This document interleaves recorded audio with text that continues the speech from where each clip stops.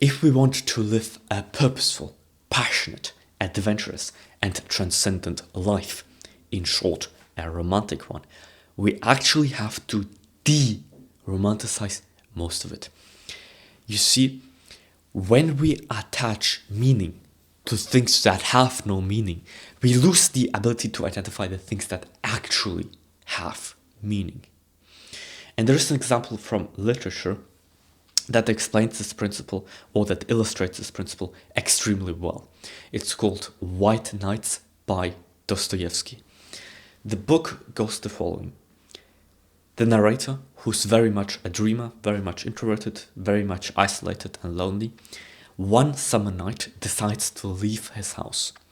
And on the street, he sees a Russian body, as the young people these days would say, crying on the street. And he gets the courage to approach her. And it turns out she's crying because she's waiting for her boyfriend. And because he's such a little romantic, instead of moving on to the next girl and having a romantic adventure with that next girl, he instead decides to keep talking to her. And so the whole tension of that book is that he's getting friend-zoned, but he kind of falls in love with her. He also knows that he's not supposed to fall in love with her because she's friend-zoned him, and this is kind of how the whole book goes, And the book ends like it must end, by the way, which is that her boyfriend returns and the narrator and her never see each other again. And so what's the mistake that the narrator made? Well, the narrator attached too much meaning to getting friend-zoned. And he made a 100-page narrative around getting friend-zoned, romanticism, existential philosophy, hope, being a dreamer, and all that kind of stuff, instead of just doing the kind of practical and strategic and straightforward thing, which is to just talk to the next girl and having a real romantic adventure with her.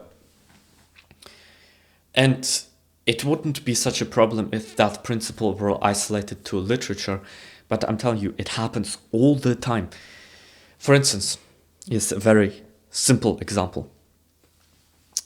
Many people say, I am not a math person, in order to avoid doing math. But this is actually a romanticization, because they feel like, well, I'm not destined to do math, someone else is, so I should keep focusing on the things that I am good at, and so on and so on and so on, instead of just doing what is required.